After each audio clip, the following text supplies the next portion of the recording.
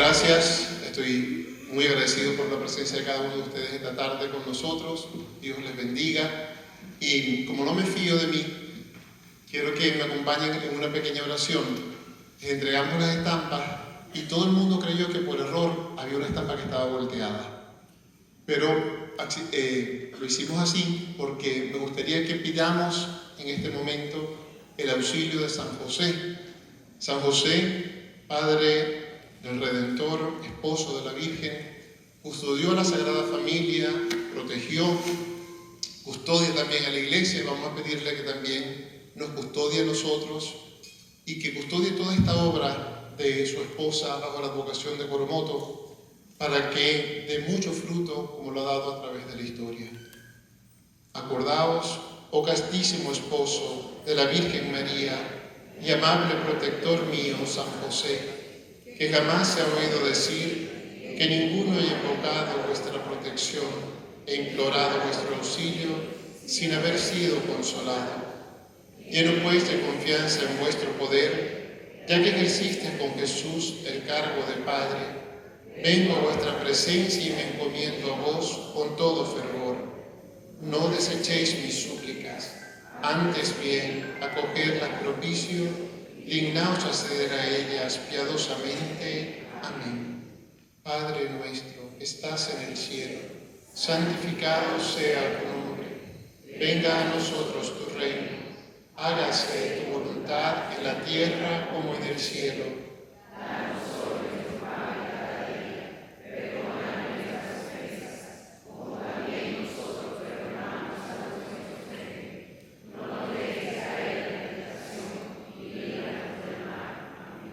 Dios te salve María, llena eres de gracia, el Señor es contigo. Bendita tú eres entre todas las mujeres, y bendito es el fruto de tu vientre, Jesús. Santa María, Madre de Dios, ruega por nosotros pecadores, ahora y en la hora de nuestra muerte. Amén. Gloria al Padre, y al Hijo, y al Espíritu Santo.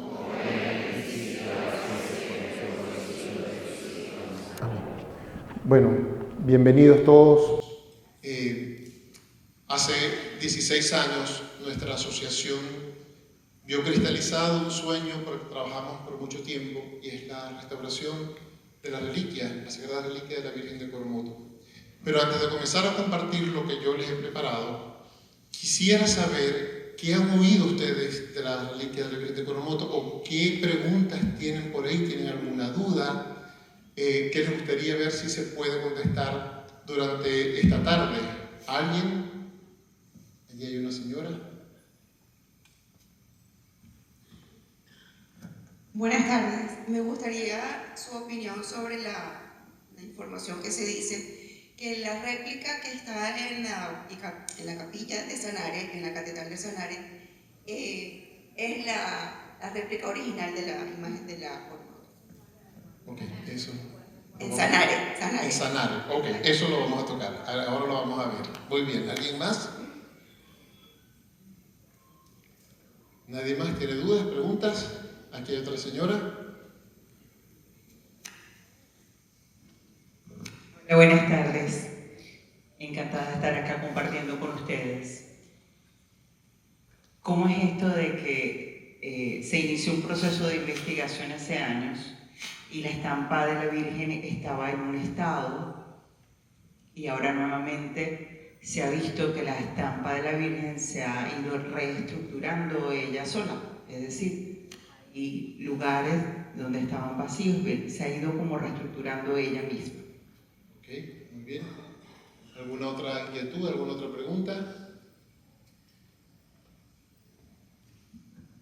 La pregunta es semejante a la de ella, pero con una diferencia. Nosotros estuvimos en el año 2018 visitando el templo de Nuestra Señora de Coromoto, y en ese momento el señor Pablo González nos habló de la autorrestauración de la Virgen y todo lo que ella había ido restaurándose. De ese entonces para acá, que ya estamos en el 2025, hay nuevos hallazgos, ya se ha seguido autorrestaurando. Esa es la noticia que nos vas a dar hoy. Muy bien, eso lo vamos a tocar también. Gracias por tu contribución. Bueno, Les voy a pedir, por favor, a los técnicos que nos bajen las luces del teatro para que entonces comencemos en forma. La Virgen nos ha dado un regalo de amor extraordinario. Y yo quiero pedirles que esta tarde, como se maneja mucha información en redes sociales, en testimonios, todo esto, abramos nuestra mente, nuestro cerebro y escuchemos y veamos la evidencia científica, documental, histórica, testimonial que la asociación, por gracia de Dios, ha ido recogiendo a través de los años y que les queremos presentar porque estamos celebrando 15 años de haber lanzado el documental El Resplandor de la Bella Señora, del cual Goya es voz, y que nos ayudó a hacer conocer este acontecimiento coromotano que ha traído muchas luces y mucha renovación en todo el tema de devoción a la Santísima Virgen de Coromoto. Pero al comenzar esto, quiero citar a un gran santo que al leer yo esta palabra sobre el papel de la Virgen en la Iglesia me impresionó. Él dice, San Luis de Montfort, que en el cuerpo místico de Cristo, que es la Iglesia, la Virgen es el corazón y cumple la función de que a través de sus palpitar, de sus latidos, hacer llegar la gracia a todos los miembros de la Iglesia. Y esto es bien importante, porque el papel que Dios le ha dado a la Santísima Virgen desde el inicio, cuando la escogió para ser Madre del Redentor, se viene manteniendo a través del tiempo. La misión de animar, de acompañar la vida de la Iglesia. ¿Quién animó a los apóstoles cuando Jesús estaba muerto? María. ¿Quién les animó y quién les acompañó en oración hasta Pentecostés? María. La Escritura dice, los apóstoles perseveraban en la oración junto a María, la Madre de Jesús. ¿Quién animó, por ejemplo, la labor apostólica de Santiago cuando estaba decaído en España porque sus esfuerzos pastorales no tenían? María, que aún en vida se aparece y le lleva el pilar y lo anima a seguir adelante en la misión de llevar el mensaje de su Hijo Jesucristo. Y a través de los años, en momentos claves de la historia, la Virgen se ha hecho presente cumpliendo aquello que el Señor le ha encomendado, la misión de animar.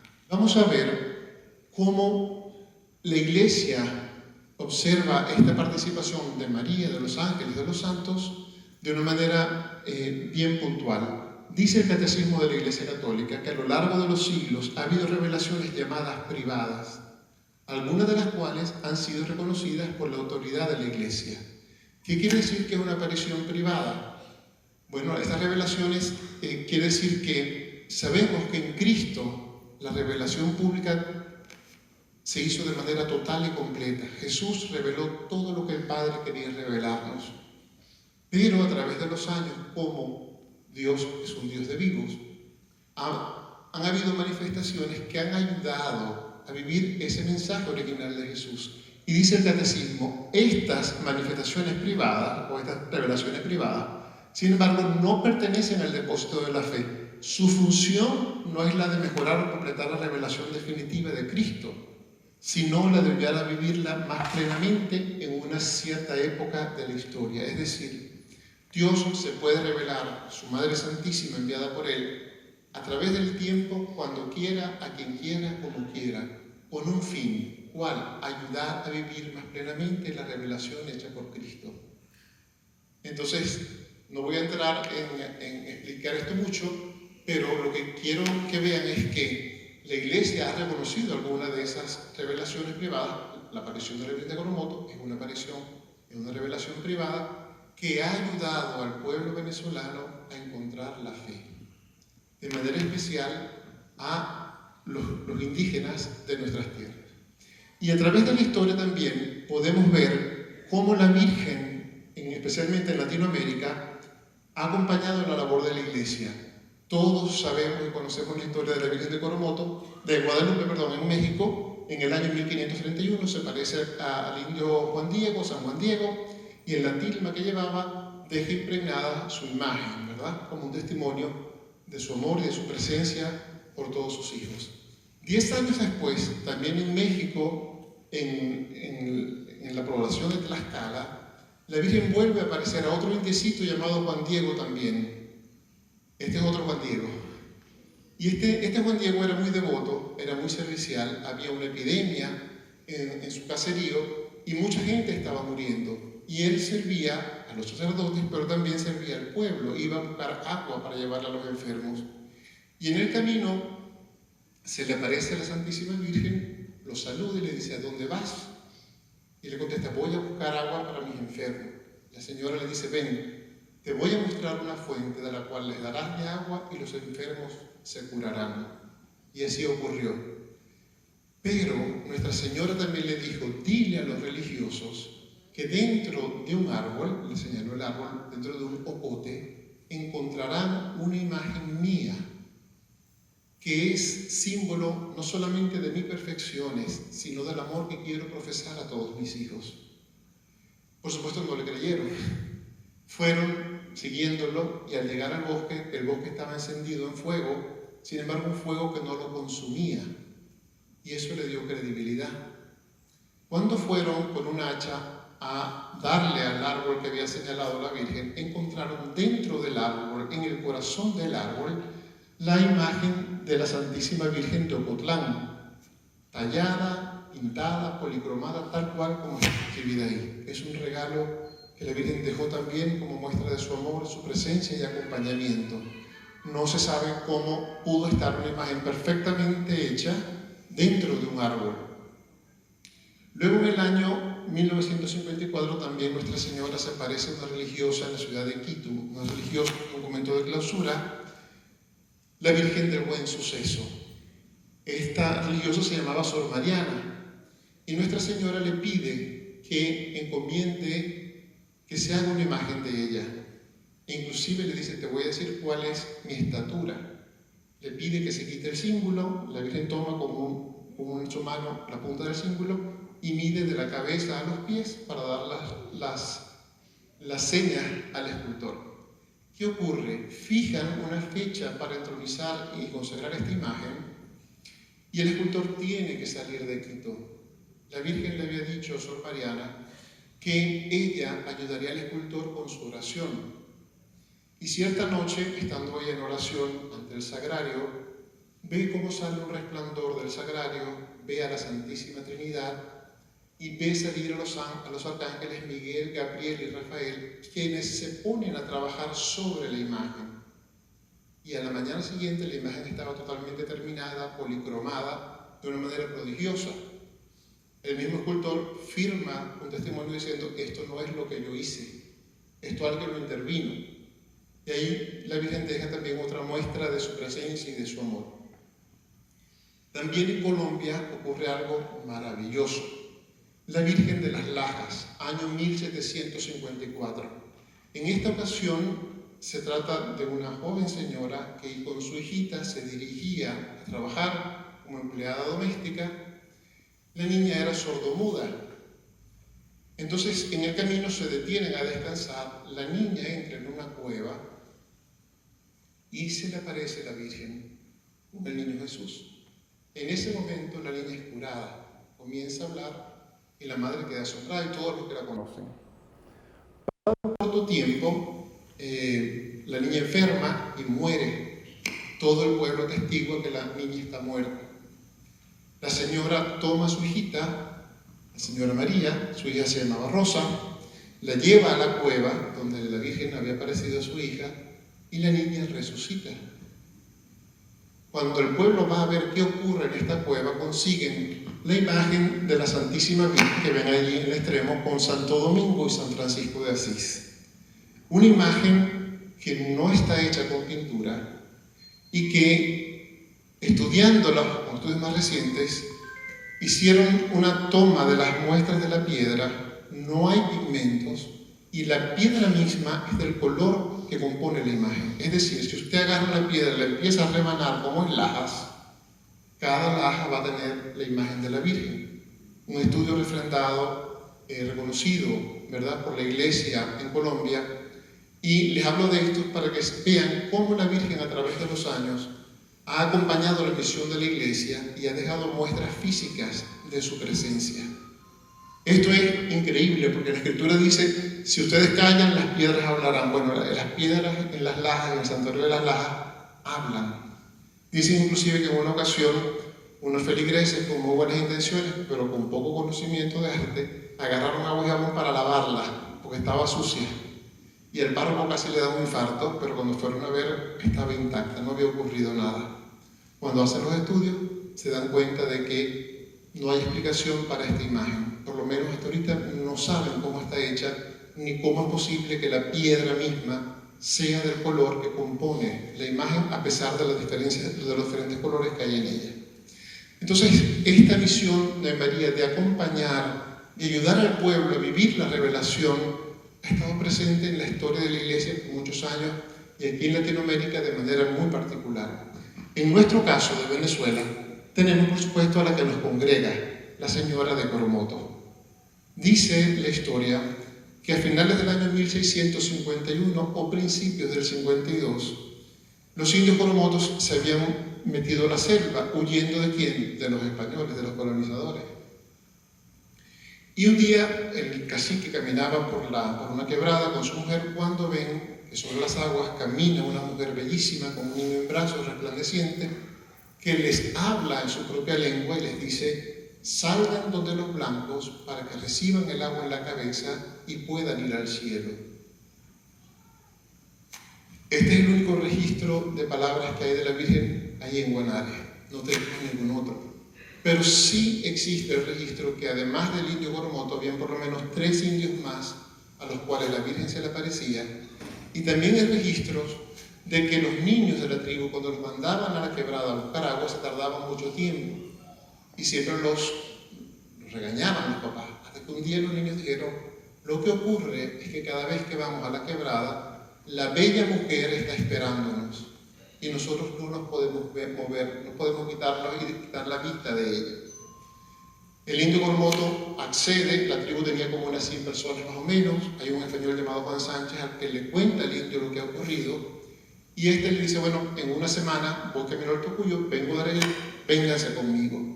Se van a Guanare, comienzan los indios a recibir la catequesis, pero el cacique comienza a resentirse, porque ahora estoy en un lugar que me han señalado que debo vivir y tengo normas que antes no tenía.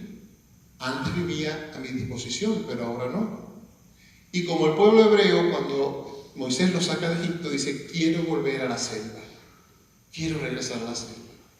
Entonces nos cuentan los testimonios de la aparición que estando en el bohío del cacique, su esposa, su cuñada, la india Isabel, y su hijito, el hijito de la cuñada, un niño de 12 años, llega el cacique molesto, venía de la catequesis, mucho bien le estaba haciendo, venía muy molesto, se tira en un catre pensando en que quiere volver al monte.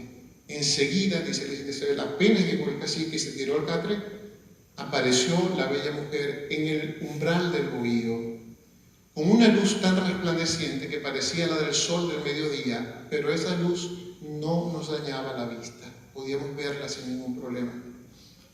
El cacique, muy molesto, le dice a la señora: ¿hasta cuándo me vas a perseguir? Ya no voy a hacer más lo que tú me pides. Por tu culpa he perdido mi libertad, mis tierras de labranza, lo he perdido todo. Ya vete. La mujer del cacique le dice: oye, no tengas tan mal corazón con la bella mujer. Y el cacique, miren qué mansito era, dice: con matarte me dejarás. Se levanta, agarra el arco y la flecha para matar a la Virgen, y cuando va a tensar el arco para dispararle, la Virgen entra en actitud de abrazarlo. Por supuesto, no le daba la distancia para disparar. Y como no la puede matar, la trata de agarrar por un brazo para botarla de su casa. Cuando él la toma por el brazo, la Virgen desaparece, pero deja algo en su mano. Y este es un relato que lo hace la india Isabel, que estuvo ahí, y dice: el cacique estuvo inmóvil por un largo periodo de tiempo, con el brazo extendido y el puño cerrado. La mujer le dice, ¿y qué pasó? Aquí la tengo cogida. Cuando abre su mano está la imagen de la Virgen de Coromoto llena de luz. La luz salía de la reliquia. Y el cacique creía que la Virgen lo estaba castigando con fuego. Entonces ve que mansito el cacique que agarra a la Virgen, la envuelve en hojas y la pone en el techo de paja de la choza y le dice, ahí te voy a quemar. Miren qué curioso. ¿Quién de nosotros haría eso si ve a la Virgen? Nadie, no estoy muy seguro. Pero miren qué bonito ver que lo que para el cacique fue un acto de soberbia, un acto de rebeldía, de negarse al plan de Dios, para las mujeres fue distinto. Y para el más pequeño, el más sencillo, el más humilde, el más indefenso, fue un acto heroico. Porque él salió en plena noche a casa de Juan Sánchez para avisarle lo que había ocurrido. Cuando la mujer de Juan Sánchez se levanta en la mañana a colar café, se encuentra el indiecito en la puerta de la casa. Y el indiecito le dice, la bella mujer vino anoche a la casa de mi tío. Mi tío la capturó y allá la tiene porque la va a quemar. Imagínense. Por supuesto no le creyeron al niño. Pero cuando le cuenta a Juan Sánchez, la mujer le dice, algo tiene que haber, porque fue en la tarde para su casa y que esté hoy de madrugada aquí, algo tiene que haber. Juan Sánchez le dice, bueno, ve a agarrar un par de bestias a la sabana y te acompañamos. Eso es como cuando le decimos a un niñito, anda a ver si la gallina puso, porque un niño tan pequeño no podía enlazar dos bestias. El niño salió, con facilidad agarró un par de caballos y los trajo. Cuando los trajo, aquellos dijeron, ahí, ¿qué pasa? Lo acompañaron. El niño entró a la choza sin haber visto, tomó la imagen y se la entregó a Juan Sánchez. Cuando Juan Sánchez la toma en sus manos, que la destapa, todavía la imagen estaba resplandeciente y llena de colores. La imagen tenía colores originalmente. El cacique, que no sabe lo que ha pasado, el mismo 9 de septiembre, quema aquel caserío. Juan Sánchez se lleva a la Virgen a su casa y comienza toda la historia de devoción. Pero el cacique quema la choza y se va para el campo, se va para la selva. ¿Y qué ocurre? Apenas entra, una serpiente venenosa lo pica en la pierna y el cacique ahí se la ve chiquita y ve que va a morir. Y dice, quiero bautizarme. Después que se había negado, ¿no? Quiero bautizarme. Y sería interesante poder abrir una línea de investigación en cuanto a este acontecimiento, porque en la historia de la Virgen de Coromoto hay una presencia de los laicos de manera permanente, desde el principio hasta la actualidad. La Virgen no es registro propio de que la Virgen se le haya aparecido de nuevo, pero fíjense lo que ocurre. Viene un laico, un hombre devoto, venía de Barinas, le avisan que el cacique se quiere bautizar y este laico, consciente del triple oficio del cual participamos todos los bautizados, que es ser sacerdote, profeta y rey, bautiza al cacique. Y una vez bautizado, el cacique le pide a su tribu, vuelvan a donde está la bella mujer. ¿Cómo sabía el cacique que no había logrado quemar la imagen? Se presume que en ese momento tuvo una nueva aparición de Nuestra Señora. Esto es lo que hoy conocemos y veneramos en Guanare como la reliquia Virgen de Coromoto. En esta historia tenemos que ver lo lento que hemos sido los venezolanos para agradecerle a la Virgen su presencia. 1652, 8 de septiembre, deja la imagen, y no es sino hasta el 1 de mayo de 1942 que el episcopado reunido decide nombrar a la Virgen de Coromoto como patrona de Venezuela. Envían ese documento a Roma y en el año 1944, el 7 de octubre, el Papa Pío XII firma el decreto papal, el breve papal, donde la reconoce como celeste y principal patrona de Venezuela. ¿Qué ocurría en el año 44? Estábamos en la Segunda Guerra Mundial. El sacerdote o el obispo que estaba al frente de ese dicasterio muere y el papel duerme el sueño de los olvidados en Roma. Hasta que el hermano Nectario María dice, bueno, hay que ir a ver qué pasa. El hermano Nectario María es un hermano de la Orden de La Salle que se dedica a hacer un estudio científico de todo el acontecimiento coromotano. Y él se va para Roma y se mete en el dicasterio y empieza a averiguar hasta que consiguen el breve pontificio firmado el 7 de octubre. Es así como el 11 de septiembre de 1952 la Virgen de Coromoto es coronada oficialmente como patrona de Venezuela. Por eso, a nivel nacional, celebramos el Día de la Virgen de Coromoto 11 de septiembre, por el día de su coronación. Pero el día de su aparición fue el 8 de septiembre. Entonces, esto es como un pequeño marco, ¿verdad? Teórico, histórico. Ahora, en la historia del hermano Nectario, él escribió un libro que se llama La maravillosa historia de la Virgen de Coromoto. Es la mejor descripción que yo he conseguido de la reliquia. ¿Y qué dice el hermano Nectario? Fíjense. Es diminuta y de forma ovalada. Tiene apenas el tamaño de un peso fuerte. Mide 27 milímetros de alto por 22 de ancho. La imagen parece ser, según impresión de algunos declarantes de la información de 1746, de un papel de seda. Y dice el obispo Mariano Martí, parece de impresión a la manera de las imágenes impresas en papel. Es decir, esto lo escribe el hermano Nectario en 1925 y hasta ese momento no se sabía de qué material propiamente estaba hecha la Virgen. Sigue con su descripción. Esta imagen representa a la Santísima Virgen como el niño Jesús que permanece sentado en sus rodillas, con la manecita derecha levantada, bendice y con la izquierda sostiene el mundo, representado como una bola y nada como una cruz. La Santísima Virgen con la cabeza recta y la vista al frente. Da la impresión de estar sentada en un camarín, coronado por un arco de forma de portal. Este camarín parece estar sostenido por pilares delgados, que los pintores de sus copias han representado como dos columnas unidas entre sí en la parte superior. Por eso el arte plástico la ha representado sentada en un trono, porque pareciera ser un trono, pero en realidad no lo es. Tiene sobre la cabeza una corona real y un velo blanco, que cae simétricamente a los lados. El manto que lleva es de color carmesí morado. Es el único testimonio que yo he conseguido sobre los colores de la reliquia.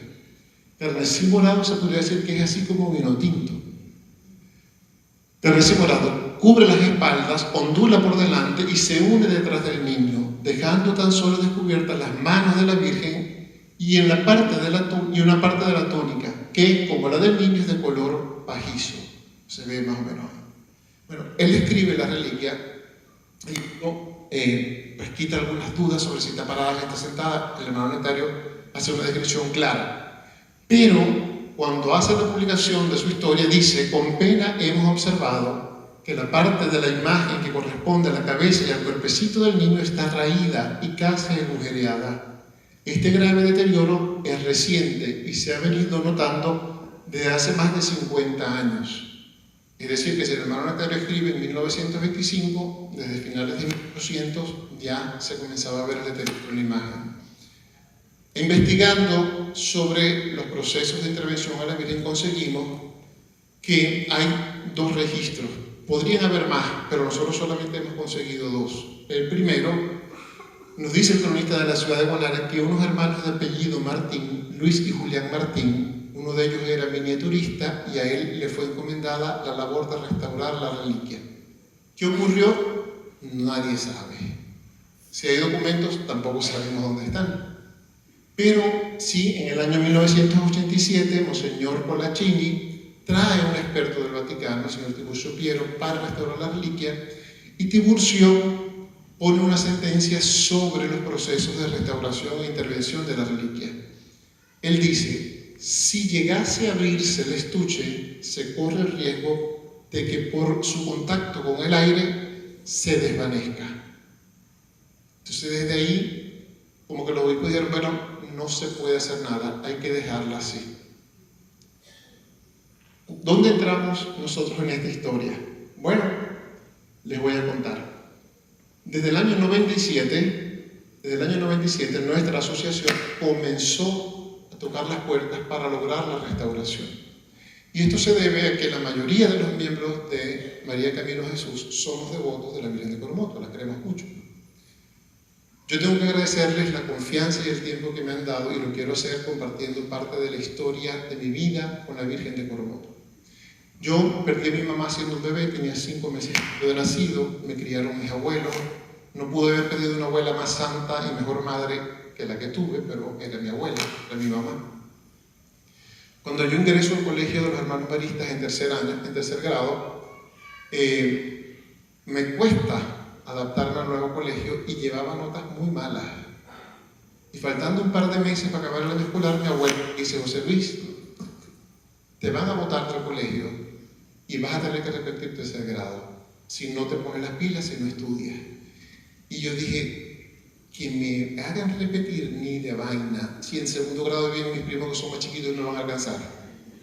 En el mes de mayo, un hermano había repartido estampitas de la Virgen de Coromoto y nos había hablado de ella. Y yo tomé aquella noche la estampita, la puse en mi cama, me arrodillé y le dije: Virgencita, ayúdame a que no me raspen y a que no me boten del colegio. Yo no sé qué pasó en esa oración tan breve, que cuando yo me levanté con la certeza plena y clara de que la Virgen era mi mamá. Desde ahí, toda mi vida he sentido a la Virgen Santísima como mi madre cercana. Y tan fuerte fue la intervención de la Virgen que el último mes de tercer grado entré en el cuadro de honor del colegio. Así que si alguien tiene problemas con las notas, ya saben a quién le pueden pedir ayuda. Y es aquí cuando, pues, por eso yo estoy involucrado en la historia de la Virgen de Coromoto, porque para mí la Virgen de Coromoto es mi mamá. Entonces, en el año 97 comenzamos a tocar las puertas para ver si dejaban hacer algo para restaurarla, y se vino a lograr finalmente en el año 2009. Fueron unos cuantos años de trabajo. Vamos a ver. Nos habíamos hecho muy amigos de las hermanas siervas del Santísimo, que por cierto Venezuela tiene una deuda grandísima con ellas porque el santuario se le debe a las siervas del Santísimo Sacramento, y con los rectores del santuario. Y yo había oído, por conocer a algunas personas, que se podían hacer procesos de restauración. Y yo me pegué como una tara: Padre, vamos a restaurarla, vamos a restaurarla, vamos a restaurarla. Y el Padre se me hacía el loco. ¿Por qué? Porque si la abren, ¿qué iba a pasar?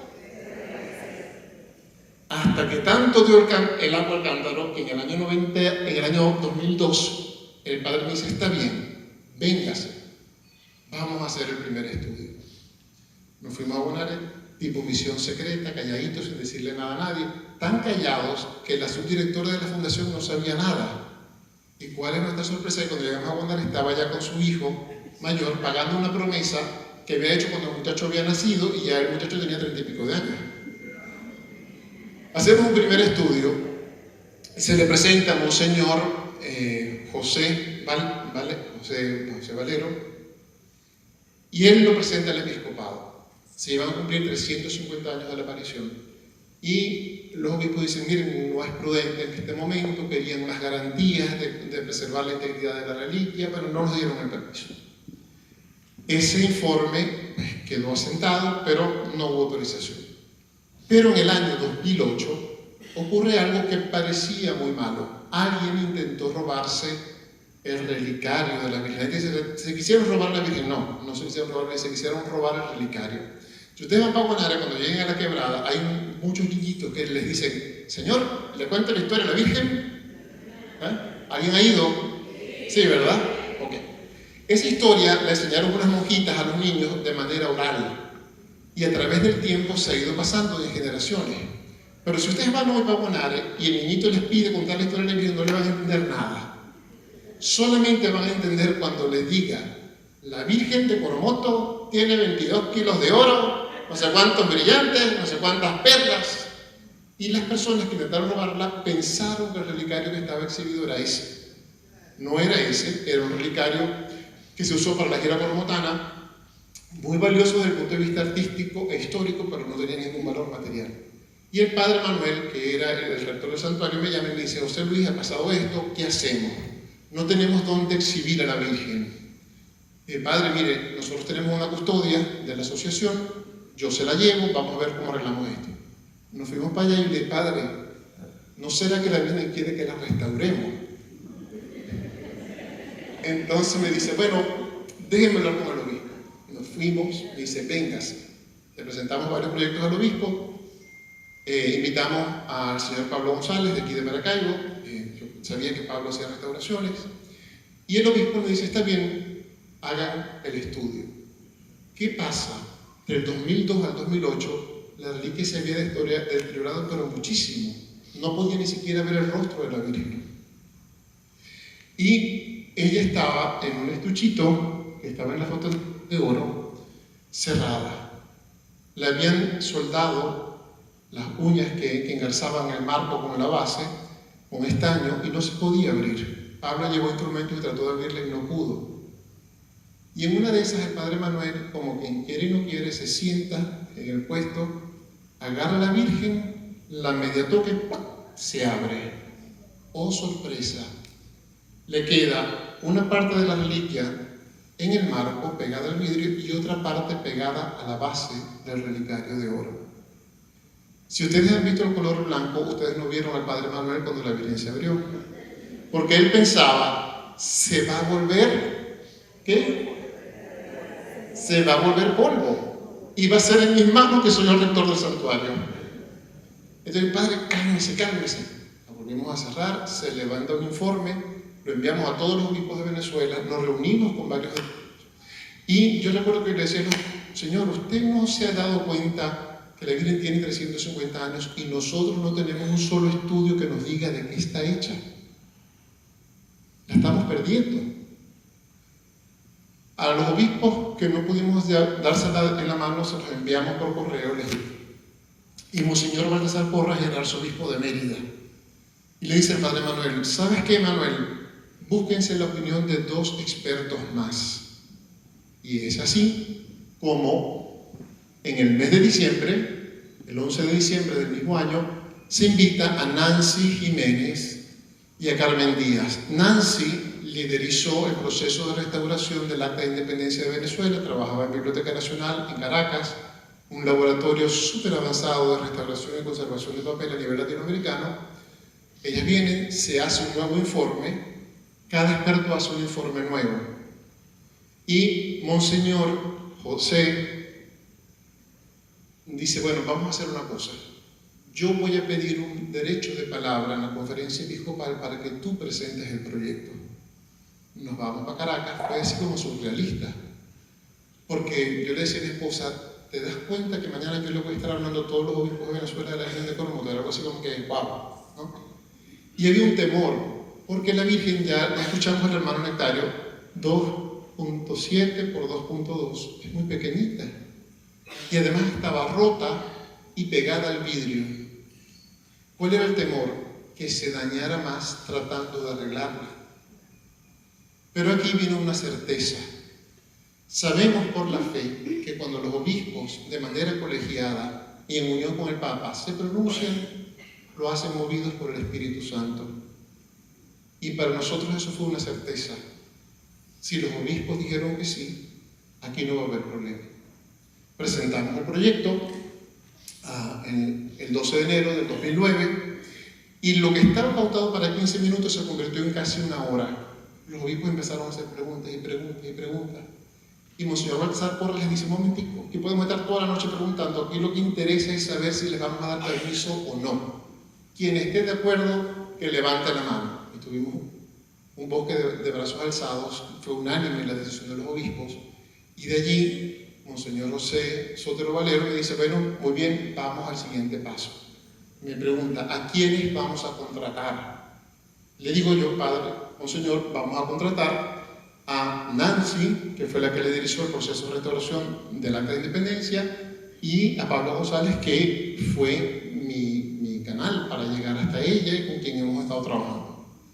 El obispo me nombra a mí secretario de actas del proceso de restauración y el padre Manuel, que era rector del santuario, lo nombra para que lo represente a él ante el resto del equipo. Seguimos avanzando y Nancy me dice, José Luis, es necesario que hagamos estudios de la reliquia, saber cuál es su composición. Volvemos a Guanare, el 30 de enero del mismo año, teníamos viajeros frecuentes, Ahí nos acompaña un grandísimo amigo que hoy nos ha acompañado desde el cielo, Beto Frayé, un fotógrafo súper reconocido. Se toman las muestras, se hace toda la recopilación fotográfica, que además a los hijos se les mostró cómo estaba la virgen, y se les voy a mostrar ahora a ustedes. Y esto se le entrega, contratamos a una químico especialista en papel de la Universidad Central de Venezuela, llamada Pía Rodríguez. Pía hace el estudio químico en la Facultad de Ingeniería y mira bajo el microscopio electrónico las reliquias y otros elementos. Lo que nos interesa ahorita es la reliquia. Ese ejemplo que ustedes ven allá son fibras que componen la reliquia. ¿Hay algún químico aquí? ¿Tú eres química? Más o menos. Ok. Si meto la borrada, tú no corrías, pero después. Bueno, Pía hace el estudio y dice en la discusión: la morfología de algunas fibras, aquellas en buen estado, muestran las características propias de las de algodón. Fibras características de papeles de trapo. Es la primera vez que se tenía o que se tiene científicamente comprobado de qué está hecho la reliquia. El papel de trapo de algodón es un papel que se hacía en tiempos de la colonia. ¿Y cómo se hacía? Con tela de algodón se sometía a un proceso de descomposición, se extraía una pulpa que luego se prensaba y se convertía en papel. La reliquia está hecha de ese papel. Y además dice: la intensificación de la señal de carbono podría asociarse a tintas con base a carbón negro de humo. El negro de humo es un componente típico de la tinta china. Y es así como Pía concluye que la reliquia está hecha esta es Pía, por cierto, está hecha de trapo de algodón y que está dibujada con tinta china. Dice, tengo que decirle que Pía era atea cuando fuimos a ver a la Virgen. Y Pía dice que aquí lo milagroso está en esto. Todos los componentes de la reliquia son y fueron identificados en el microscopio. Por cierto, ahí están las características: microscopio electrónico Hitachi S2400 con analizador para caracterizar morfología de muestras, microscopía electrónica, barrido y varios exámenes que ella hizo. Pía dice: ¿cuáles son los milagros? Primero, quien haya logrado dibujar a la Virgen lo tuvo que hacer tomado de la mano de Dios. Porque es imposible que alguien haya logrado hacer unos trazos tan perfectos, tan nítidos, sin errores, en una dimensión tan pequeña y además haber puesto tanta información en ella.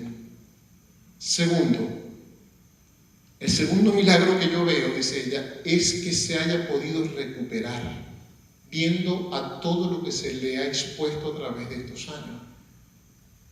Que se le haya podido recuperar y además de una manera tan clara, es decir, la firmeza de la tinta es una cosa impresionante. Entonces, ella dice, esto es lo que hay en la reliquia y hay que cuidarla, porque por la impericia que ha habido hasta ahora es que ha sufrido tantos daños. Y eso nos despeja a nosotros el primer secreto de la Virgen. Primero, ya sabemos de qué es, y segundo, ya sabemos por qué se dañó. Yo me preguntaba, ¿por qué? Si es una reliquia dejada, algo dejado por la Virgen, ¿por qué se dañó? Bueno, ahora van a saber por qué se dañó todo lo que le hemos hecho a la pobre Virgen de Coromoto. En cuanto a este tema, se han dicho muchas cosas de la reliquia. Hay gente que ha dicho que es piel humana, hay gente que ha dicho que tiene un coágulo de sangre, que hay escarchas. Nosotros hace algunos años escribimos a la oficina del obispo de Guanare pidiendo información. ¿Qué laboratorio asevera esto? ¿Qué científicos lo respaldan? Y no recibimos respuesta. Entonces contactamos al doctor Aldrin Molero del Isaac Newton Institute of Medicine de Nueva York.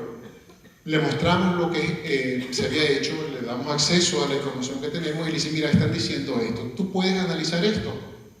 Me dice, bueno, yo puedo hacer una apreciación desde la evidencia que me presenta, pero haría falta tener acceso al expediente propiamente para saber qué técnicas usaron para determinar esto. Aldrin nos dice, hace toda una explicación de lo que ocurre y nos dice esto.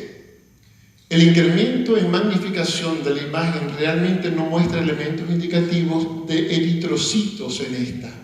La célula sanguínea que por su contenido de hemoglobina le da el color cobrizo a la sangre. Es decir, Alguien dice, no hay suficiente evidencia para aseverar por las fotografías mostradas de que ya haya sangre humana, porque faltan cosas. Y él da una explicación. En mi opinión, tales pigmentaciones podrían explicarse por la deposición de gránulos en respuesta a reacciones fotoquímicas y oxidativas, involucrando elementos presentes en el relicario. Es decir, todo aquello que contaminó a la Virgen hizo una cadena de reacciones químicas naturales que produjeron esa mancha, pero que no necesariamente tenga que ser sangre. Y sobre el tema de las escarchas, dicen los elementos descritos como escarcha debiesen en vez definirse como pigmentaciones granulares. Si bien el origen de tales gránulos no ha sido precisado, como mencioné anteriormente, estos pueden ser el resultado de un proceso crónico de reacciones fotoquímicas. Concluye diciendo, debo precisar que tales fenómenos, tanto lo que parece sangre como lo que parece escarcha, son eminentemente de origen natural y destacan la necesidad de implementar de manera perentoria acciones destinadas a la preservación de la reliquia, incluyendo su protección de la luz y del aire. Al ser la reliquia hecha de un componente natural, un componente biodegradable, es susceptible de todos los factores atmosféricos, de la luz, del clima, de la humedad, de líquidos corrosivos. Es decir, hay cosas que la ciencia puede explicar. En otro momento dijeron también, no, la Virgen de Coromoto va cambiando de color con el tiempo.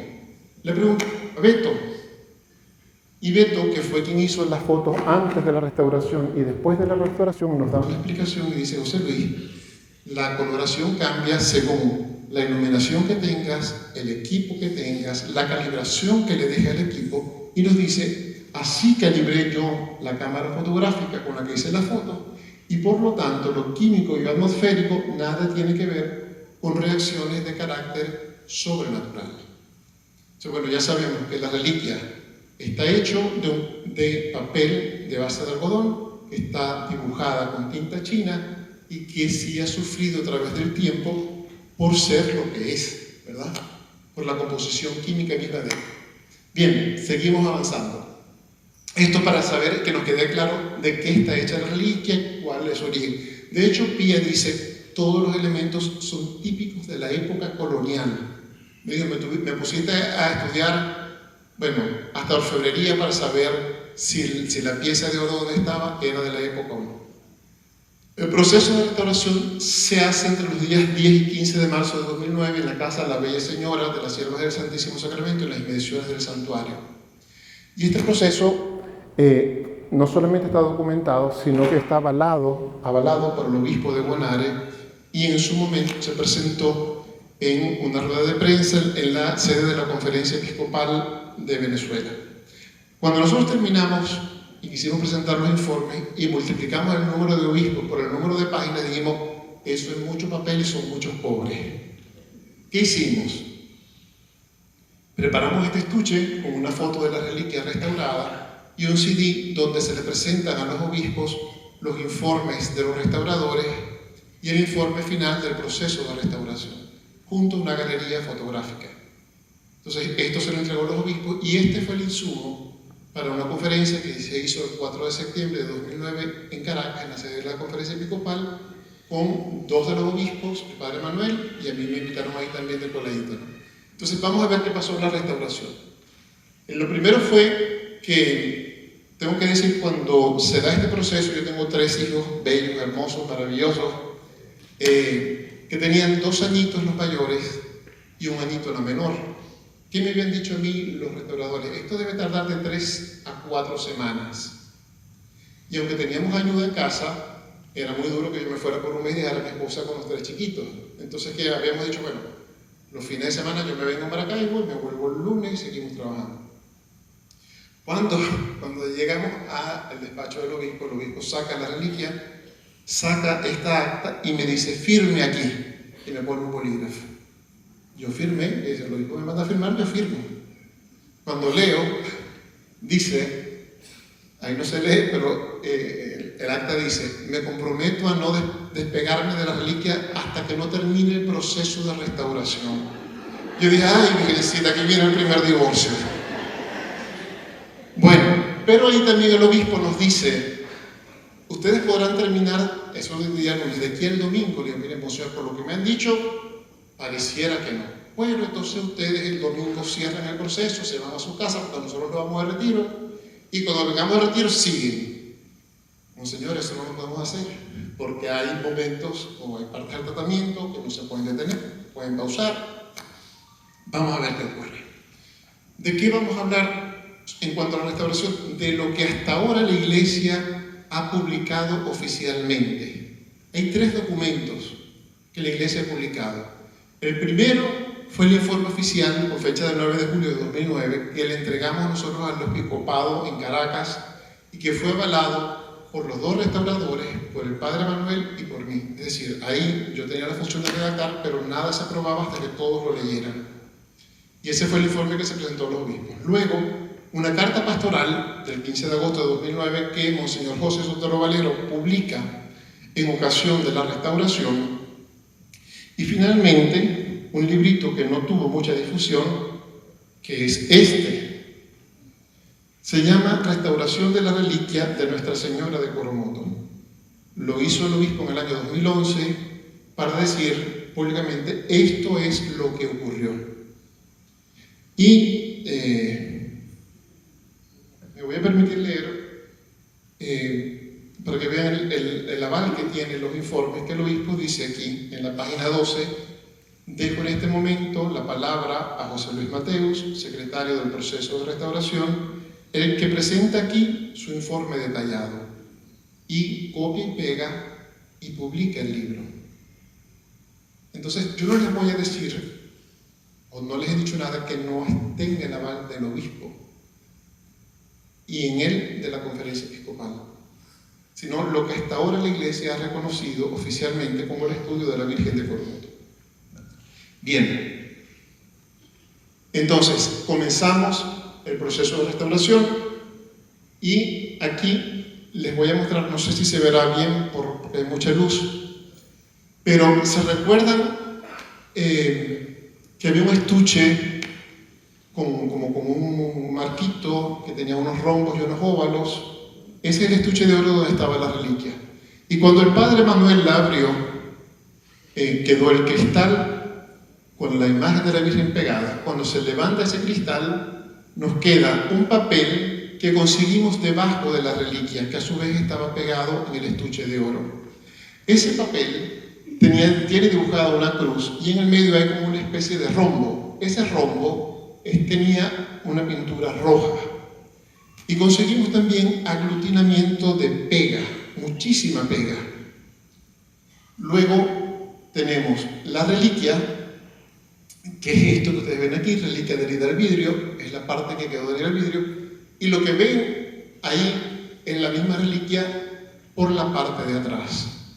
Si ven, hay pinturas, hay defoliaciones, hay faltante de fragmentos. En ese estado se recibió la reliquia y por supuesto era muy difícil poderla ver. Había una frase que la gente decía, que la vamos a ver ahora, que decía, si tú vas a Guanare y no ves a la Virgen de Coromoto, estás en pecado mortal.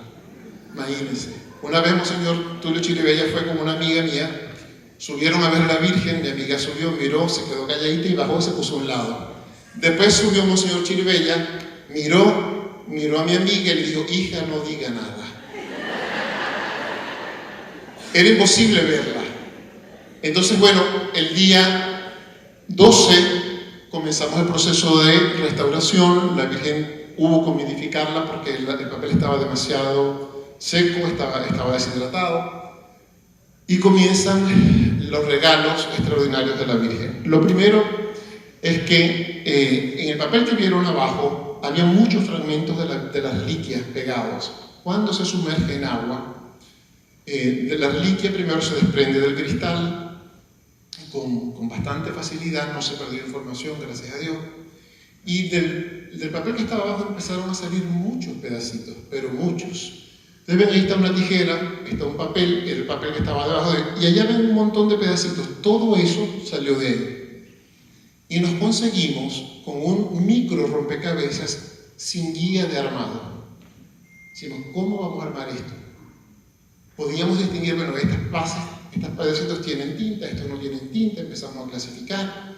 Bueno, la reliquia salió así, como están viendo allá a la derecha.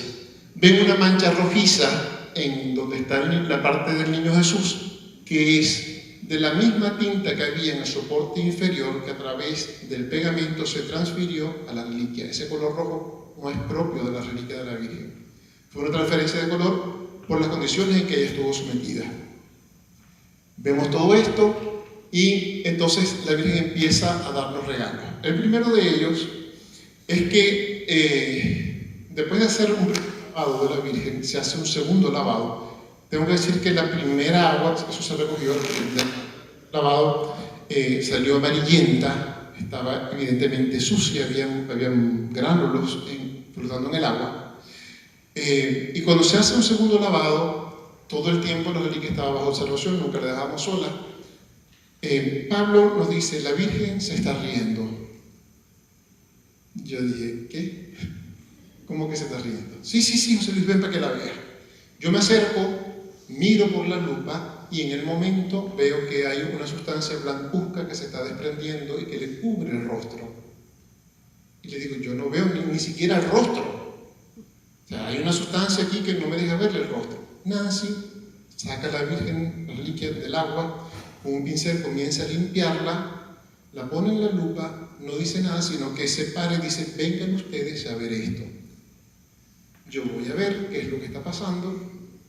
Y efectivamente, nosotros los tres vimos una sonrisa amplia, amable, dulce y gentil de la Virgen Santísima. Una sonrisa que no está plasmada en la reliquia.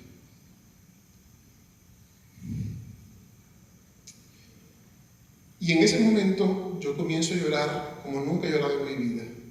He llorado mucho, en muchas ocasiones, pero públicamente, de manera tan clara, nunca lo había hecho. ¿Por qué? Porque aquella mamá que me acogió cuando yo era un niño me mostraba su sonrisa. Y mientras yo más lloraba, Nancy decía, ya este tarajayo, ¿qué le pasa? Un hombre grandulón casado con hijos, ¿por qué llora de esta manera? Un año después me enteré que mientras yo más lloraba, más ella se daba cuenta de que estábamos ante la presencia de una manifestación sobrenatural. Y eso le marcó su vida. Ese fue el primer regalo que la Virgen nos dio. Y que yo atesoro y valoro, bueno, como uno de los más grandes tesoros que Dios me ha regalado a través de la Santísima Virgen. Luego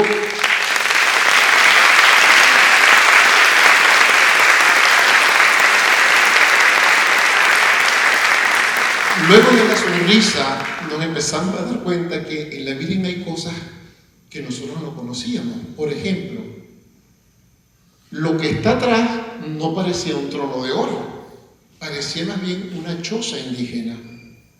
Que aquí también hay un paréntesis, porque entonces como ella es tan chiquita, nos fuimos tipo Misión Imposible para farmar todo con el pendrive, así que nadie nos viera, metimos en el impresor, tal, que nadie viera lo que iba a salir, para que nadie supiera que estábamos restaurando la reliquia. Hicimos ampliaciones y nos empezamos a dar cuenta que hay cosas que no habíamos visto. Lo primero es esto, un contexto no es un trono de oro, hay que estudiar qué es. Lo segundo que vimos es que en esas cañas hay unos símbolos que nadie había visto antes tampoco. ¿Y qué significan estos símbolos? Alguien me dice, pregúntale a Nemesio Montiel, antropólogo súper reconocido de Maracaibo. Nemesio me dice, pareciera que algunos símbolos son indígenas, pero él hace una primera aproximación, él no hace un estudio minucioso, sino que se aproxima, y lo llama así, primera aproximación. Pero recuerdo con claridad, el que está en el medio de estos tres, que tiene como tres dibujitos así, tres palitos, me dijo, esto lo tengo yo en una tabla de símbolos indígenas venezolanos. Con el tiempo, por supuesto, Nemesio se puede traducir, no que se va a traducir, ni siquiera sabemos lo que es. Con el tiempo apareció una corriente que decía que los símbolos eran inscripciones arameas que traducían la mujer más grande llena de gracia.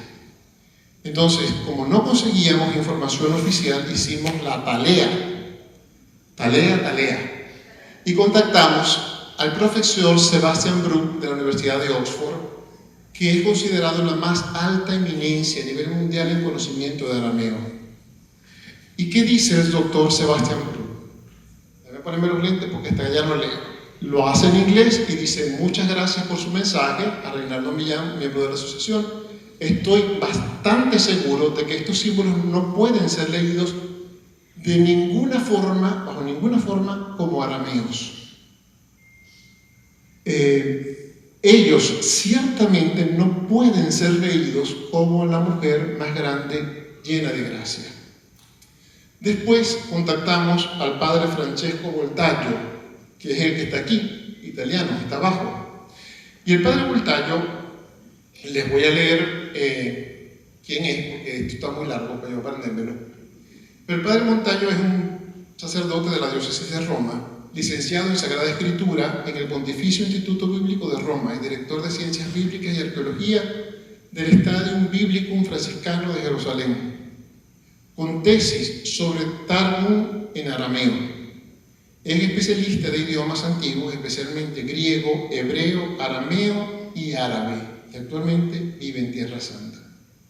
El padre Francesco no se fía solamente de su conocimiento, sino que me dice: José Luis, he hablado con el profesor Amos Shapira, miembro de la Academia Nacional de Lengua Hebrea, que además es especialista en hebreo y arameo y paleografía, y estas son mis conclusiones. No se puede afirmar con claridad científica que los signos correspondan a letras del alfabeto hebreo o arameo. Por cierto, es imposible sostener científicamente que sea una inscripción aramea que traduce la mujer más grande llena de gracia. Y cuando preparaba yo esta charla, le digo yo un día: padre, ¿y usted me puede escribir esa frase en arameo? Me dijo: bueno, es bastante difícil hacer una extracción como esa, pero voy a hacer 2 intentos. Y me envía todo el dato que ustedes ven abajo. Los dos dicen lo mismo: la mujer más grande llena de gracia. Cuando usted ve la cantidad de caracteres, sabe que con 7 símbolos que se detectaron en la reliquia es imposible que se diga la mujer más grande llena de gracia. Entonces por ahí quedamos ante otro secreto. ¿Qué significa? ¿Qué traducen? ¿Qué son? No lo sabemos. Habría que investigar, a lo mejor algún día lo sabremos, o a lo mejor nunca lo sabremos. Pero por eso quisimos invitar a personas de las universidades, de los museos, porque a lo mejor ustedes tienen más herramientas que nosotros para liderizar algún estudio que nos ayude a ir y conseguir qué es lo que pasa con estos símbolos. Bien, eso en cuanto a los símbolos de la reliquia. Y lo otro que pasa es lo siguiente: yo veo, como que pasa todo aquello, nos conmovemos y oramos, pero a mí me tocaba escribir y fotografiar. Veo que Nancy está con una cajita de cintas reactivas que las mete en el agua, las mide y va y con otra. Y como la cuarta le digo: ¿pero qué pasa? Me dice: José Luis, yo tengo más de 30 años trabajando en restauración de documentos antiguos y esto nunca me había pasado. La primera botellita se ve como amarillenta, la segunda está más clara. Esas son las 2 aguas donde la reliquia se lavó. Y ella, al medir el pH del agua amarilla, le daba pH neutro. Es decir, no estaba ni alcalina ni ácida, tenía el pH óptimo. Me dice: ¿cómo es posible que con la cantidad de sucio, pegamento o incrustaciones que tuvo y quemaduras por la parte posterior cuando la soldaron, cómo es posible que el pH sea neutro? No lo entiendo. Cuando le dijimos a Monseñor Waldo Santana, que era el presidente de la conferencia episcopal, me dice: Monseñor, claro, José Luis, porque la Virgen es inmaculada y nada ni nadie, por mucho que quieran mancharla, lo van a poder hacer.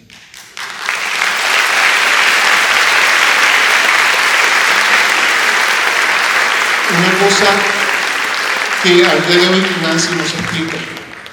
Luego, al final del día llega el Padre Manuel, le echamos todo el cuento, volvemos a llorar, la Virgen nos sonrió y le ponemos la reliquia sobre una mesa de luz. Y conseguimos que la reliquia estaba llena de perforaciones. Fíjense que hay puntitos blancos en las líneas principales de la reliquia. Cuando yo era chiquito, hace poquito, me enseñaron a poner un dibujo que quería calcar y con un alfiler empezaba a puntear, ¿verdad? Las líneas principales. Después yo quitaba el dibujo, unía los puntos y tenía igualito, del mismo tamaño. Eso hicieron con la Virgen. La quisieron copiar. Y ahí la rompieron. ¿Quién la rompió? No sabemos, probablemente nunca sabremos.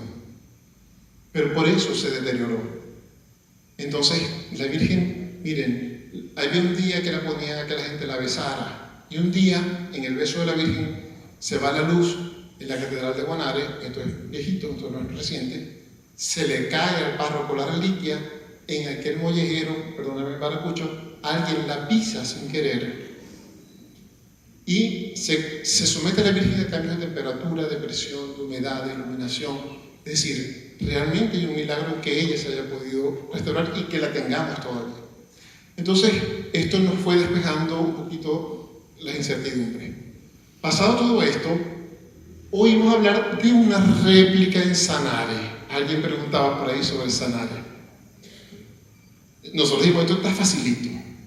Si esta la calcaron, aquella es la que copiaron. Vámonos para Sanare para ver cómo vamos a armar esto. Nos fuimos Pablo, Nancy, el padre Manuel y yo para Sanare. Hermanos, nos hemos echado una perdida, pero monumental. Cuando llegamos a Sanare, ni siquiera subimos al camerín de la Virgen porque desde abajo se veía esta imagen, es mucho más grande, no podía ser la réplica que copiaron. Y investigando nos dimos cuenta que esta imagen fue pintada aproximadamente 2 o 3 años después de la aparición de la Virgen. Pertenecía a un apóstol de la Virgen de Coromoto, Marco Paredes de San Nicolás, y es una de las imágenes que tiene más elementos de la reliquia original. Si las otras interpretaciones que hay son bonitas, pero esta tiene más elementos, incluyendo la vestidura del niño, el contorno de la Virgen, pero por supuesto por la dimensión era muy difícil copiarla. Entonces, bueno, después que nos echamos aquel viaje y aquella perdida, ¿de qué íbamos a hablar? Pero había algo que nos llamaba la atención desde el primer estudio, y era que cuando uno mira la reliquia, la tinta parecía tener relieves, y no entendíamos muy bien qué tinta iba a ser. No nos había llegado todavía el estudio de Pía. ¿Y qué decían los restauradores? Miren, para el tiempo de la aparición habían 2 tipos de tinta, la tinta china y la tinta ferrogálica. Pero la ferrogálica, con el tiempo, es decir, la oxidación de hierro, daña el papel y lo perfora. Pero ninguna de las dos deja relieve. Y ahí empezamos a maquinar. ¿Y qué vamos a hacer? El padre podrá conseguirnos un microscopio. Y se parecía. Vamos a llevar a la Virgen para el laboratorio de fitopatología de la Universidad Lisandro Alvarado. Y nos fuimos, tipo misión secreta. Se prepararon unos sobres especiales de conservación para llevar a la Virgen. Cuando íbamos en el carro, había un libro que el padre Ramón Vinque me había obsequiado en Caracas, y el padre agarró y la metió ahí. Nos metimos al laboratorio y empezamos a descubrir cosas. Pero pudimos fotografiar la corona, una hermosa corona, que para Nemesio Gautier podría ser una corona indígena, pero no lo determina de manera plena, pues podría ser, se parece a, pero podría ser también una corona real, como dice el hermano Nectar. En este dibujo vemos nuevamente las perforaciones y se aprecia el relieve que tiene la tinta. Quizás por la luz no se logra ver totalmente, pero se aprecia el relieve. Luego fotografiamos el rostro de la Virgen. Miren, la dulzura de la Virgen es una cosa impresionante. Es el rostro de una niña, una chica como de 14, 15 años más o menos. Y hay algo que nos sorprende. Hay una línea delgadísima, no sé Luis si la puedes hacer seguimiento con una línea delgadísima que enmarca su rostro, porque cuando uno la ve así de repente parece como una virgen gordita, pero es sumamente delgada y estilizada. Y quiero que vean una referencia del tamaño de la reliquia. Miren, lo que tienen ahí es una regla. Lo que hay entre las 2 líneas mayores son 5 milímetros. La reliquia tiene este tamaño, sumamente pequeña. Lo que hay son 5 milímetros. Y si ustedes se fijan, los ojitos de la Virgen son casi del grosor de las líneas de la regla. O sea, más o menos una décima parte de lo que mide 1 milímetro. O una 20ª parte, está ahí más o menos entre los dos, el alto. En cierto momento de la observación, Nancy comienza a graduar el microscopio y ella se pega un susto, tanto que casi que empuja el microscopio y se echa para atrás.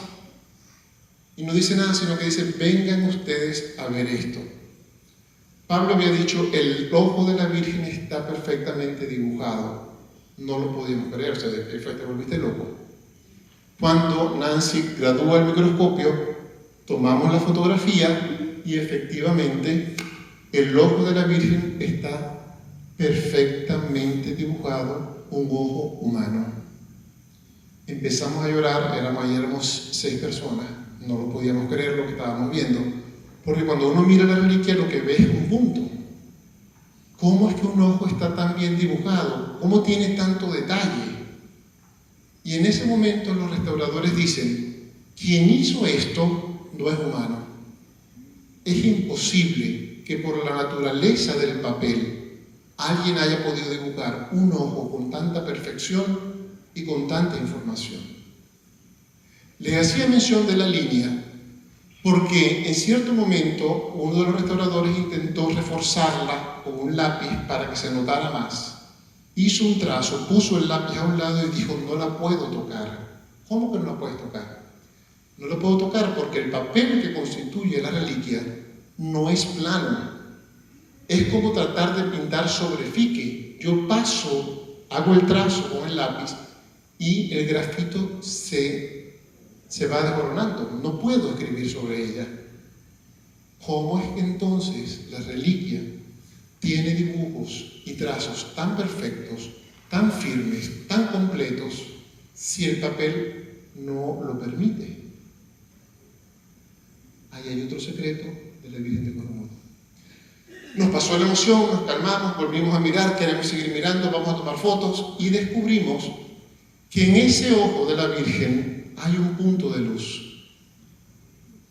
Y al principio me decían: no son las luces del microscopio. No son luces del microscopio. Es un punto de luz que está dibujado en el ojo de la Virgen. Y cuando amplificamos, nosotros logramos divisar la silueta de un hombre con el puño extendido, el brazo extendido, el puño cerrado, la cabeza agacha, el brazo izquierdo venido hacia atrás, las piernas movidas. Y empezamos a ver nuevamente porque resulta que la descripción que hace la India de la manera en que el indio Coromoto cuando agarró a la Virgen era exactamente esa. Entonces, por supuesto, ahí empezamos a ver otra vez todo. No se me va de la mente el padre Manuel, que caminaba por todo el laboratorio y decía: no puede ser, no puede ser, no puede ser, no lo puedo creer, no puede ser. Era demasiado, es decir, ver aquel ojo perfecto. ¿Alguien aquí, a que consigo unos cuantos, se ha asomado por el ojito de la puerta cuando alguien se asoma por el otro lado? ¿Quiénes? Va a ver. Que caiga la cédula. Unos cuantos, ¿verdad? Bueno, eso fue lo que nosotros vimos ahí. Un ojo humano que nos miraba desde el microscopio. Eso fue el sello que nos garantizó a nosotros que esta era la auténtica reliquia de la Virgen de Coromoto y no era la de Sanare. Porque aquello era imposible, era impensable. Y eso, bueno, nos conmovió muchísimo. En este proceso, viendo cómo avanzaba la restauración, vamos a ver la imagen de cómo iba la Virgen ese día. La siguiente y la siguiente. Okay. Esto fue el día 14 de marzo en la mañana. Le digo yo a los restauradores: parece que la Virgen le va a hacer caso al obispo. ¿Por qué? Ya lo que faltaba era nada para llegar el domingo. y ella estaba prácticamente lista. Esta foto se tomó el día 14 de marzo en la mañana. Consideren que el resto del día nosotros seguimos trabajando y seguimos añadiendo otros fragmentos que no se habían añadido hasta ese momento. Y el día siguiente, 15 de marzo, hacemos la entrega de la reliquia a Monseñor José Sotero Valero, en el día que él había pedido que se hiciera, y eso nos habló y nos conmovió en cuanto a cómo la Virgen camina en comunión y obediencia con la jerarquía de la Iglesia. El obispo no la quería dejar ahí irse de retiro, y un proceso que estaba pautado para mucho más tiempo se pudo hacer apenas en unos 5 días. Se la entrega y nos damos cuenta que si la volvemos a meter en el estuche de oro que tenía, sí iba a volver a pegar. Entonces decimos, bueno, vamos a hacer las adaptaciones. Se preparó un cofre con materiales especiales de conservación, libres de ácido, que lo protegieran, y se le entrega al obispo la reliquia el día 15 de marzo. Curiosamente, ese día llegó un sacerdote que estaba haciendo su tesis doctoral sobre la religiosidad popular en Venezuela, y lo quiso hacer sobre la Virgen de Coromoto. Y el tutor le dijo, de la Coromoto, pero si es una devoción muerta. El padre llegó ese día sin saber que estábamos restaurando la reliquia, y el obispo le permitió presidir la Eucaristía de clausura del proceso de restauración. Nos venimos conmigo y empezamos a ver las fotos. ¿Qué pasa con las fotos? Miren, 14 de marzo en la mañana, 15 de marzo, como se le entrega al obispo. Ven una partecita que está bordeada. Cuando llegamos a Maracaibo nos damos cuenta que esa partícula se había colocado en un lugar que no correspondía. Y nos damos cuenta, nos dice la gente del orfebre, me dice, si tú tocas este estuche de oro, va a perder la antigüedad, tienes que hacer uno nuevo. Mientras se prepara el nuevo estuche, se hacen los estudios fotográficos amplificados y decimos, bueno, hay que ir a ponerla en el estuche de oro y remover ese fragmento. Eso se hizo el día 24 de junio de 2009. También, como se acuerdan que habían roto el relicario porque se lo quisieron robar, también se prepara un nuevo relicario y vamos a ver cómo entregamos la Virgen al obispo. Se hace un nuevo estuche de oro, que es que tiene un valor muy especial para la Asociación María Camino a Jesús, porque los miembros nos fuimos desprendiendo de joyas personales, anillos de graduación, anillos de matrimonio, cadenas, medallas.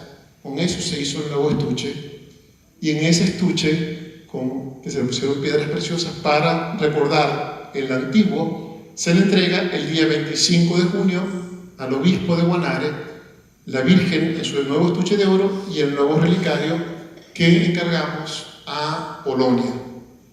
Finalmente, más recientemente, el 25 de junio de este año, fuimos, por invitación del obispo actual, a hablar algunas cosas y nos dimos cuenta que la reliquia lamentablemente está oscurecida y que hay una nueva mancha en el área que corresponde al Niño Jesús, que imposibilita ver las líneas que la componen. Quiere decir que algo está pasando que le está haciendo daño nuevamente.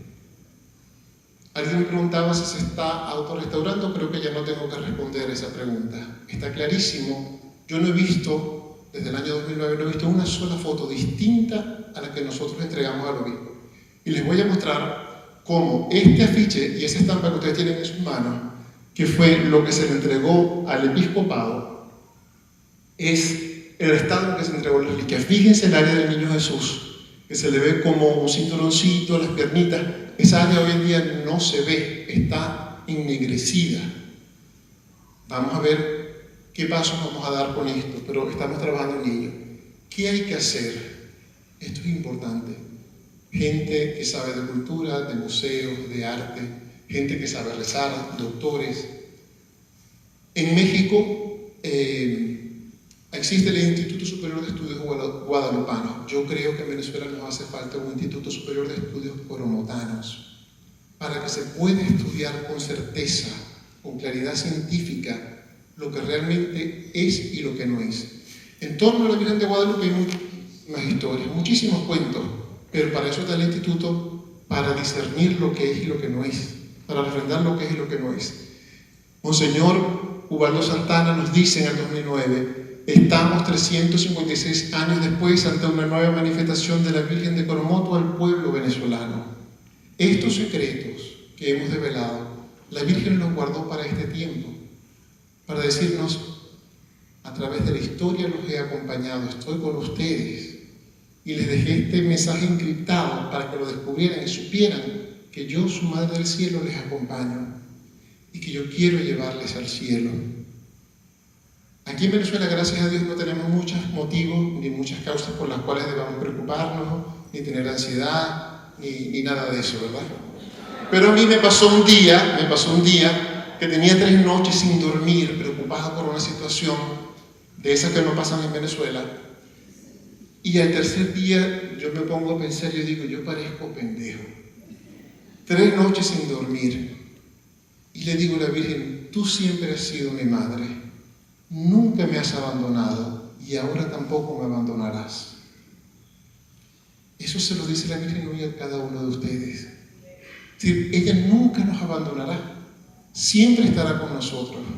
Una madre que se ocupa de lo material, de lo temporal, pero también de lo eterno. Así que, para cerrar un poco, preparé esta reflexión. Fíjate, el Señor le dijo a Abraham: vete de tu tierra, sal de tu casa. Al niño Coromoto le dijo: sal de la selva, ve a la iglesia. Hoy la Virgen, con su nueva manifestación, nos dice: salgan de su comodidad, de su indiferencia, acérquense a la iglesia, sacramento de salvación. Vivan el bautismo y a través del bautismo podrán llegar al cielo. Jesús, al pie de la cruz, le dijo al discípulo: ahí tienes a tu madre. Al pueblo venezolano, Jesús nos dice: ahí tienen a su madre. Se las he dejado físicamente. Tienen. Y nosotros, que hemos sido creados a imagen y semejanza de Dios, en muchas ocasiones estamos como estaba la reliquia. La imagen de Dios deteriorada. Hay gente que uno dice: pero es que ¿dónde está la mano de Dios en esta persona? El pecado lo ha borrado. El pecado ha oscurecido la imagen según la cual fuimos creadas, que es la imagen del amor. Y la Virgen nos dice: salgan de esa selva, salgan de su tierra, salgan de su pecado, vayan a la iglesia y pongan su tesoro en los bienes del cielo. Porque resulta que nosotros valoramos muy poco la vida espiritual. Nos ocupamos mucho de cuidar nuestro cuerpo, de darnos buenos gustos, de ir a buenos lugares, pero cuando tenemos que gastar un poquito en cuestiones de la fe, está muy caro. No, eso no. Tenemos que poner el corazón en los bienes eternos. Nosotros como nación, o sea, ¿ustedes se imaginan que el pueblo mexicano hubiese permitido que la Virgen de Guadalupe llegara al estado de deterioro que llegó la Virgen de Coromoto? ¿Se lo imaginan? ¿No? ¿Y por qué nosotros la dejamos así? ¿Por qué dejamos que este regalo del cielo se deteriorara al punto de que ni siquiera se podía ver? Porque nuestro corazón no está en los bienes del cielo. Porque no apreciamos, no valoramos la gracia. Vimos al principio por lo menos 4 ejemplos donde la Virgen dejó testimonio de su imagen. Allá no está dañada en ninguno de esos países. Los venezolanos permitimos que se dañase de esta manera la Virgen. Yo creo que la Virgen, con esta nueva manifestación, como dice Monseñor Ubaldo, nos pide abrir los ojos y poner nuestra mirada en los bienes eternos. Esta Madre de misericordia en mi vida me ha consolado, me ha cambiado los pañales llevándome a la confesión chorropo 200.000 veces. Me ha enseñado a amar a Jesús en la Eucaristía, a adorarlo, a recibirlo con frecuencia. Me ha enseñado a amarla a través del Santo Rosario, que es como tomar su mano y caminar con ella. Me ha enseñado a amar a la iglesia a pesar de los defectos y errores que hay entre quienes la componemos. Me ha bendecido con un matrimonio maravilloso, con una esposa bellísima, con 3 hijos que son mi mayor tesoro. Y cuando yo me he querido ir por el camino que a mí se me antoja, ella ha venido a rescatarme. Decirme: papito, por allá no, por acá, venga amigo, que que yo lo voy a llevar. Y ella nunca ha dejado de ser mi madre y tampoco dejará de ser la madre de ninguno de nosotros. Ustedes se llevan hoy una imagen que estuvo guardada mucho tiempo, que decidimos compartirla a sus casas. Llévense a la Virgen a su casa, como hizo el discípulo amado. Ven, madrecita, a nuestra casa. Ven a cuidarnos. Ayúdanos. Tenemos necesidades temporales, tenemos problemas económicos, problemas familiares, problemas morales. Ayúdanos. Y la Virgen nos va a ayudar. Pero sobre todo nos va a ayudar a poner nuestra mirada en el cielo. La Virgen de Coromoto nos dice: vayan donde los blancos, léase la iglesia, para que les echen el agua en la cabeza y puedan ir al cielo. Ese cielo que es eterno, que el Padre prepara para nosotros por Jesucristo su Hijo, lo podemos comenzar a vivir aquí de manera imperfecta. Pongamos nuestro corazón en los tesoros eternos, en lo que no perece, porque esta vida más tarde o más temprano se va a terminar y queda lo eterno. Y cuando lleguemos al cielo, va a pasar como cuando nos vamos de viaje y empezamos a pasar la tarjeta de crédito declinada. Se acabaron los fondos. Nos van a decir ahí: aquí no hay fondos suficientes. Guardemos tesoros en el cielo. Pongamos nuestra confianza en la Santísima Virgen y van a ver cómo la vida de cada uno de ustedes va a ser transformada. Yo no les voy a decir que mi vida es y la casita de ping-pong y todo es perfecto. Yo tengo defectos, tengo errores, tengo una comunidad maravillosa que se llama María que menos Jesús. Los quiero matar a todos, pero también los amo. Y a veces me querrán matar a ellos a mí, sobre cuando les digo tengo una idea, me quieren matar también. Pero son sacramentos de salvación para mi alma, para ayudarme a mantener mi mirada puesta en lo eterno, en el amor de esta Madre Celestial. Más importante que lo que se dice o se deja de decir de la Virgen, que si tiene esto, que si tiene aquello, que si no lo tiene, que ya yo les mostré con evidencia científica que no es así. Lo más importante que la Virgen quiere en esta tarde es que nosotros sepamos que ella nos quiere llevar a toditicos, todos los que estamos en esta sala, al cielo. A toditos. Y por eso nos trajo y por eso nos invitó. ¿Qué les invito a hacer yo? No dejen de rezar el rosario. Eso es como ir agarradito de la mano de ella. Y si me caigo y me embarro, me ensucio, ella me levanta y me saca de ahí. Vamos a poner esta obra. Les pido que oren especialmente para que este cuadro, que es el primero que vamos a entregar al Padre Néstor aquí, en la Catedral de Maracaibo, llegue a todas las catedrales de Venezuela, para que todos podamos amar a Nuestra Señora, apreciar el regalo que el Señor nos ha dado, valorarlo, cuidarlo y sobre todo, cuidar nuestras almas para la vida eterna.